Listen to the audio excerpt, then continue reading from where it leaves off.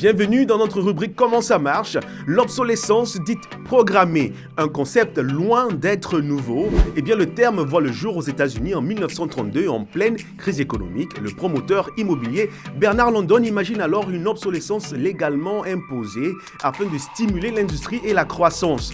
L'obsolescence programmée, c'est donc la démarche d'un fabricant de produits électroménagers, informatiques ou électroniques limitant volontairement la durée de vie de son produit ou en rendant la réparation impossible dans le but d'en favoriser la fréquence de remplacement. On parle aussi d'obsolescence logicielle. Un ordinateur devient inutilisable car il n'est plus compatible avec les nouveaux logiciels. Ou alors on parle d'obsolescence esthétique. Je change mon smartphone car une version améliorée apparaît sur le marché.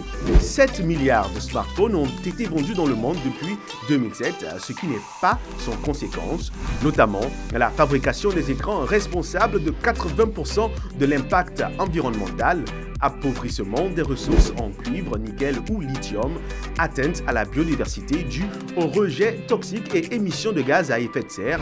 En fin de vie, que faire des 44,7 millions de tonnes de déchets électroniques et électriques produits en 2016 à travers le monde? Seuls 20% de ces déchets ont été recyclés. Le reste s'évapore dans la nature et est stocké dans des décharges très souvent en Afrique ou alors est incinéré.